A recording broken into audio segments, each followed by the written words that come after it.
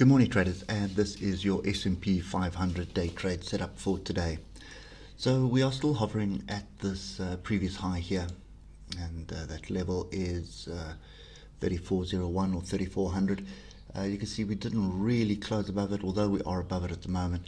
I don't think anything's going to happen on the US markets today. We've got the Feds coming out with their monetary policies and statements and everything later today.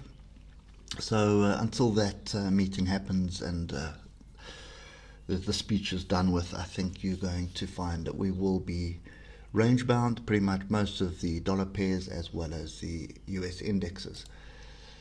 So if we just start popping down to the lower time frames, you can see a level here has been broken, has been tested. So there was a rejection, there was a second rejection off that level. Okay, that is kind of fairly good enough confirmation for me. We do have another level just above it, which is, let's just get it over there. So what I'm doing, and actually what we're doing is just lining up whatever we can with this previous high, and then we can just look to the left to see what is there. So two rejections here, another rejection there, and right now we sort of slap bang in the middle of that range. So I suspect that continues.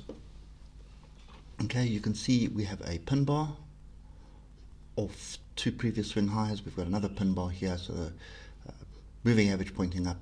This does look like we are trending to the upside.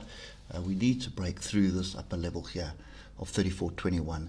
I think to get the ball really rolling, and I don't think that's going to happen this morning. More than likely something will transpire after the Feds have finished their discussion and told us what they're speaking about.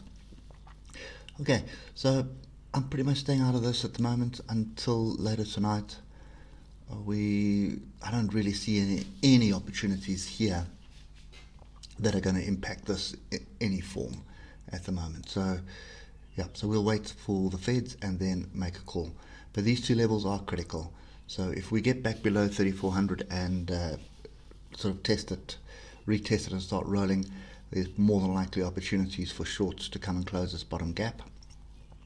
Okay, definitely get out at the bottom here, because what could transpire, what more than likely will transpire, is we'll end up in this bigger range here.